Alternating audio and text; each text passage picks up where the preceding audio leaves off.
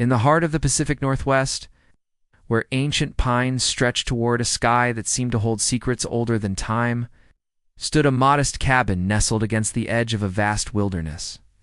The air was thick with the scent of damp earth, and evergreen needles and a perpetual mist clung to the valleys, as if guarding the forest's mysteries. This was where Clara Grayson had chosen to carve out her life, far from the clamor of cities and the expectations of a world that felt increasingly foreign to her. Clara was 32, with auburn hair that fell in loose waves over her shoulders, and eyes the color of the moss that blanketed the forest floor. She was a woman of quiet strength, her hands calloused from years of working with the land, her heart shaped by both love and loss. She had moved to this remote corner of Washington state 5 years ago, seeking solace after a tragedy that had left her world in shards. Her life now was one of simplicity. A freelance graphic designer by trade, she worked from her cabin, her only companions the animals that roamed the surrounding woods and the 2 cats she had rescued from the brink of death. The cabin was a sanctuary, its weathered logs blending seamlessly with the forest. Inside, it was warm and cluttered with books, sketch pads, and jars of wildflowers. A stone fireplace dominated one wall, its hearth always glowing with embers, even in the mild summers. Outside, a wide porch overlooked a clearing where the forest parted just enough to let sunlight spill through, creating a patchwork of light and shadow. This was where Clara's cats, Ember and Sage, spent their days basking in the sun or chasing errant leaves. Ember was the bolder of the two, a sleek black and white feline with a mischievous glint in her amber eyes. Sage, a soft, gray tabby, was quieter, content to curl up in Clara's lap while she worked. The cats had come to her as fragile kittens, abandoned in a storm and left to perish in a ditch near the only road that wound through the valley. Clara had nursed them back to health, feeding them with a dropper every few hours, her sleep sacrificed. To their survival, now at 6 months old, they were thriving, their personalities as distinct as the seasons. Clara's life was not without its dangers. The wilderness was home to predators, cougars, bears, and bald eagles that soared above the treetops, their sharp eyes scanning for prey. She had learned to respect the balance of nature, but the memory of a loss still haunted her. 2 years ago, her dog, a loyal mutt named Jasper, had been taken by a cougar. She had found his remains at the edge of the clearing, a sight that had shattered her. The grief had driven her to study veterinary care online, determined never to feel so helpless again. Though she was no veterinarian, she had become the closest thing her tiny community had to one. Tending to injured animals brought to her by neighbors who knew her compassion. The community itself was a scattering of cabins and small farms connected by a single gravel road that led to a general store 20 miles away. The store was a lifeline, stocked with essentials and run by a grizzled old man named Amos, who knew every resident by name. Clara made the trip once a week, her battered pickup truck rattling along the road, her mind often lost in the rhythm of the forest. It was on one such trip, under a sky heavy with the promise of rain, that Clara's life began to shift in ways she could never have imagined. The general store was a hub of quiet activity, its wooden floors creaking under the weight of years. Clara was browsing the shelves, her basket filled with canned goods and a bag of flour, when she felt a gentle tap on her shoulder. She turned to find Mrs. Elwood, an elderly woman with silver hair braided tightly against her scalp and eyes that held a lifetime of stories. Mrs. Elwood was a fixture in the community, known for her woven baskets and her love of cats, which she treated like family. "Clara, dear," Mrs. Elwood said, her voice soft but urgent. I need your help." Clara set her basket down, sensing the weight in the older woman's tone. Mrs. Elwood held out one of her baskets, its lid slightly ajar. Inside, nestled, in a nest of soft cloth, were 3 tiny kittens, no more than a few days old. Their eyes were still closed, their bodies so small they could fit in the palm of Clara's hand. Their fur was a mix of black, white, and tabby, and they squirmed faintly, their mews barely audible. Their mother was taken by a coyote, Mrs. Elwood explained, her voice breaking. I found them in the barn, all alone. I can't care for them, Clara. Not at my age. But you, You've got the heart for it." Clara's breath caught. She knew what this meant: sleepless nights, constant feedings, and the ever-present risk of heartbreak. She had been through it with Ember and Sage, and the thought of taking on 3 more vulnerable lives was daunting. Yet as she looked at the kittens, one of them, a tiny black one with a white patch on its chest, let out a yawn, so delicate it seemed to pause the world. Clara's resolve wavered. "I don't know if I can," she admitted, her voice barely above a whisper. "What? If I lose them?" Mrs. Elwood placed a hand on Clara's arm. "You won't know unless you try. They need you." Clara took a deep breath, her heart warring with her fear. She knew the statistics. Newborn kittens without a mother had a slim chance of survival. But that yawn, that tiny spark of life, was enough to tip the scales. "All right," she said finally. "I'll do it." Mrs. Elwood's face lit up with relief. She handed Clara the basket along with a small bag of supplies, kitten formula, bottles, and a heating pad. "A good soul, Clara Grayson," she said. "We're lucky to have you." Clara drove home with the basket on the passenger seat, her mind racing. She thought of Jasper, of the pain of loss, and of the joy Ember and Sage had brought her. She didn't know if she was ready for this, but she knew she couldn't turn away. The next few weeks were a blur of exhaustion and tenderness. Clara set up a small nursery in the corner of her living room, a cardboard box lined with blankets and warmed by the heating pad. The kittens, whom she named Pip, Clover, and Wren, required feeding every 2 hours, their tiny mouths latching onto the bottle with surprising strength. Clara's days revolved around their care, her graphic design work squeezed into the rare moments when they slept. Ember and Sage were curious about the new arrivals, sniffing at the box and occasionally curling up nearby as if standing guard. Clara found comfort in their presence, their warmth a reminder that she wasn't alone. In this, the kittens grew slowly, their eyes opening after 10 days, revealing bright, curious gazes that made Clara's heart ache with hope. The cabin became a symphony of small sounds: the kittens' soft mews, the crackle of the fire, the hum of Clara's laptop. She carried the kittens in a sling against her chest when she worked, their warmth a constant companion. She spoke too.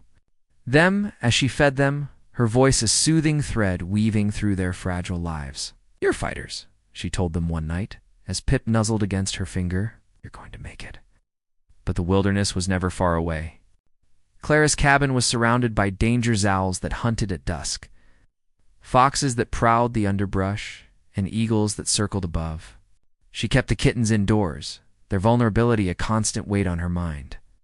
Ember and Sage, however, were growing bolder, slipping out onto the porch whenever the door was left ajar. Clara tried to keep them inside, but their determination was relentless, and she eventually relented, allowing them short, supervised outings. One morning, as Clara sat on the porch with a cup of coffee, Ember sprawled in a patch of sunlight, and Sage chased a butterfly through the grass, she noticed something unusual. A shadow passed overhead, too large to be a crow. Looked up to see a bald eagle, its wings cutting through the mist with effortless grace. It landed on a low branch at the edge of the clearing, its piercing eyes fixed on the porch. Clara's heart raced. She scooped up Sage and called for Ember, who lazily trotted back to the cabin. The eagle watched them unblinking before taking flight and vanishing into the forest. Clara shivered. The memory of Jasper's loss sharpened her mind. She vowed to be more vigilant, to protect her cats from the wild that pressed in around them. Days later, the eagle returned. Clara was at her desk, the kittens asleep in their box, when she heard a sharp cry outside. It was a sound she knew well, the call of a bald eagle. Her stomach dropped as she rushed to the window, expecting to see Ember or Sage in danger. Instead, she saw something that stopped her cold.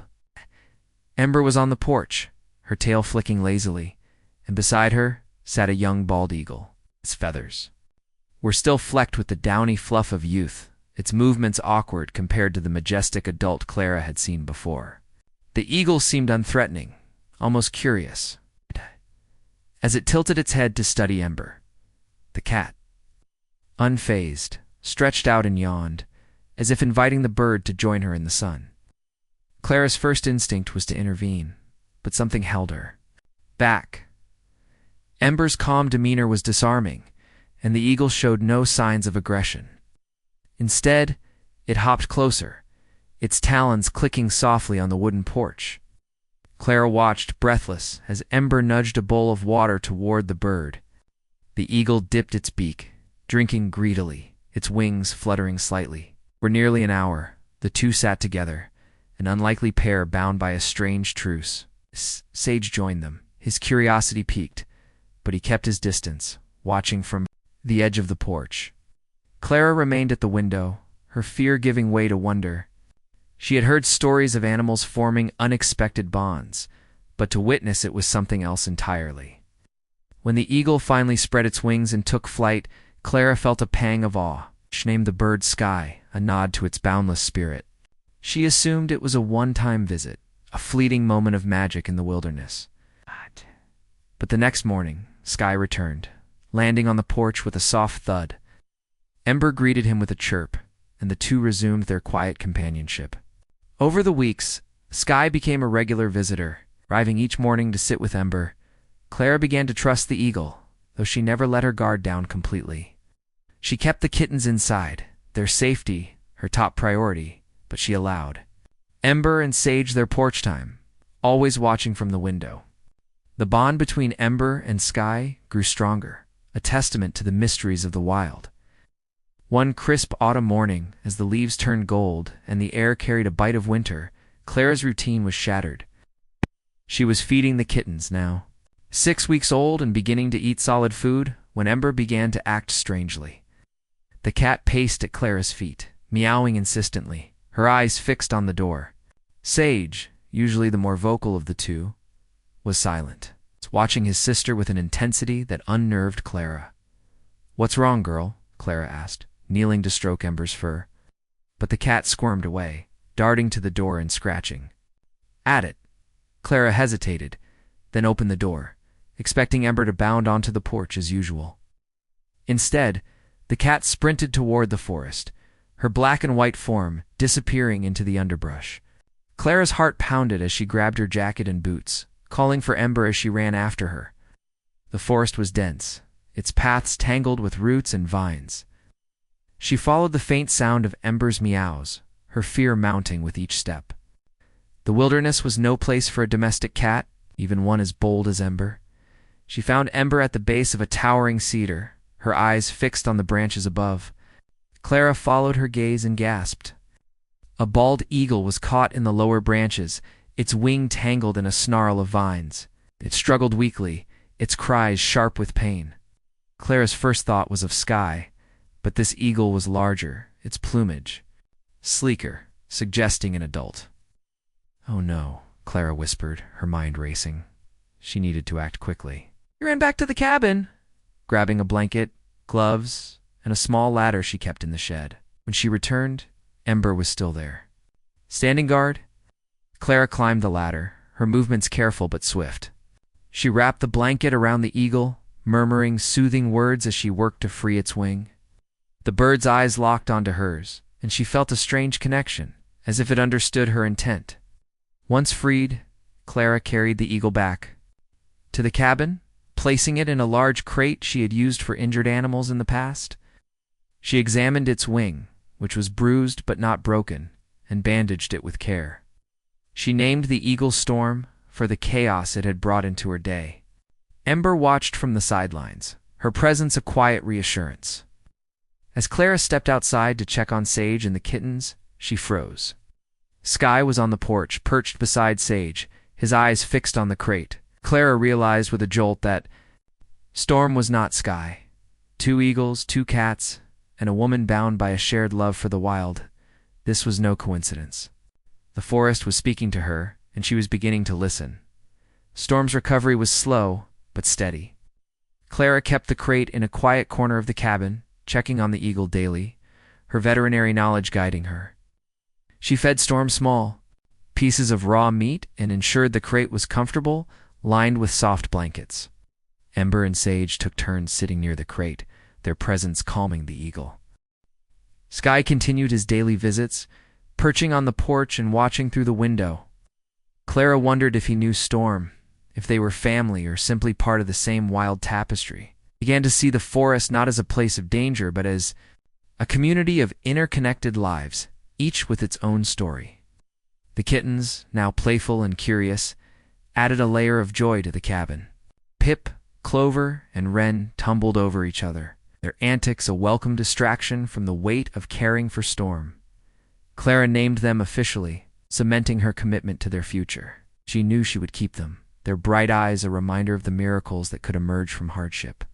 One evening, as Clara sat by the fire, Ember curled up beside her, and Sage sprawled across her lap.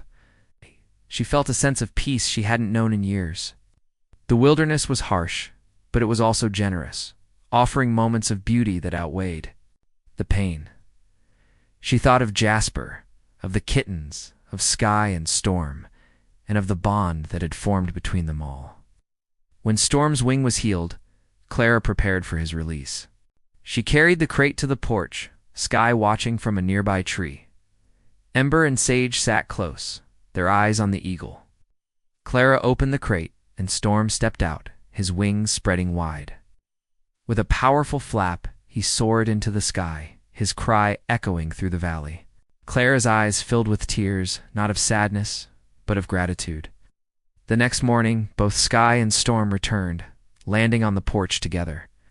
Ember greeted them with a chirp, and Sage watched with his usual quiet curiosity. The kittens now, allowed brief porch visits, scampered around the eagles, unafraid. Clara stood at the window, her heart full. This was her family, wild and domestic, bound by something deeper than she could name. The peace didn't last.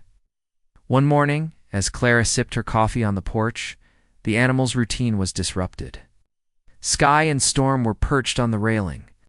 Ember and Sage sprawled in the sun, and the kittens played nearby. Suddenly, Sky let out a piercing cry, his wings flaring. Storm followed, both eagles taking flight and circling low over the clearing. Clara's heart raced as she scooped up the kittens and called for Ember and Sage. The cats froze. Their ears pricked as a rustling came from the edge of the forest. Clara grabbed a broom from the porch, her only weapon, and stepped forward. Her eyes scanning the underbrush, young red fox emerged, its fur matted and its side bloodied. It cowered in the grass, its eyes wide with fear as Sky swooped low, talons extended. Clara shouted, waving the broom to drive the eagles back. The fox didn't look like a predator, it looked like a victim, its wound deep and fresh. Instincts kicked in. She approached the fox slowly, speaking softly. "It's okay, little one. I'm not going to hurt you." The fox trembled, but didn't flee.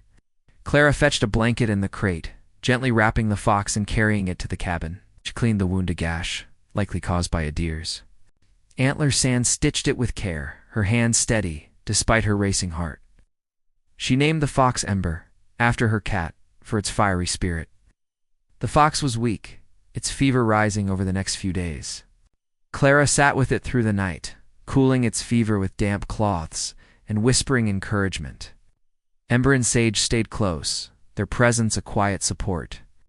At one point, Ember curled up beside the fox, her warmth a balm to its suffering. By morning, the fox showed signs of improvement. As Clara placed the crate outside during Sky and Storm's visits, hoping to familiarize the animals with each other. She wanted them to see one another not as threats, but as part of the same world. The eagles watched curiously, their heads tilted, while Ember and Sage lounged nearby. Weeks later, the fox was ready for release. Clara drove deep into the forest. The crate in the back of her truck. She chose a clearing far from her cabin, a place where the fox could thrive without threatening her cats. She opened the crate, and Ember the fox stepped out, its eyes bright with life. It looked back at Clara once, then bounded into the underbrush, its red tail vanishing into the green. Clara returned home, her heart heavy but hopeful. Felt quieter without the fox, but the routine resumed. Sky and Storm visited daily, their bond with Ember and Sage unbreakable. The kittens grew into strong, playful cats, their presence a constant joy. One morning, as Clara watched the animals on the porch, she noticed something new. A red fox stood at the edge of the clearing, its fur gleaming in the sunlight. It was Ember, returned not as a threat, but as a visitor. Sky and Storm watched calmly. Ember and Sage lounged nearby, and the kittens played without fear. The fox sat, its eyes meeting Clara's, and she felt a surge of wonder. This was no ordinary moment. It was a testament to the power of compassion, to the bonds that could form between the wild and the tame. Clara's life had been shaped by loss, but it was also defined by love for the animals that shared her world. Love for the wilderness that challenged and rewarded her. Years passed, and Clara's cabin became a haven for injured animals. Ember, the cat, seemed to have a gift for finding those in need, leading Clara to wounded owls, rabbits, and even a young deer. Each time, Clara cared for them, her skills. Growing with each challenge, community began to call her the Wild Healer, a title she accepted with humility. Sky and Storm remained constant visitors, their presence a reminder of the extraordinary. Ember the fox returned occasionally, always at a distance, as if paying respects to the woman who had saved its life. The kittens Pip, Clover, and Wren grew into sleek, confident cats, their lives intertwined with the wild in ways Clara could never have predicted. Clara's story spread beyond the valley, whispered in the general store and shared by travelers passing through. She never sought fame, but her kindness had a ripple effect, inspiring others to see the wilderness not as a place of fear, but as a place of connection. One evening, as Clara sat by the fire, Ember curled up beside her, Sage sprawled across her lap. The kittens played nearby. She felt a profound sense of peace. The wilderness had tested her, broken her, and rebuilt. It had given her a family unlike any other, a symphony of wild and tame that sang of hope and resilience. Clara looked out the window, where Sky and Storm perched in the twilight, their silhouettes stark against the fading light. She smiled, knowing that this was her place, her purpose. The wilderness was her home, and its creatures were her kin. And so, the cabin in the mist remained a beacon of compassion. A place where the boundaries between human and animal blurred, and where love in all its forms prevailed.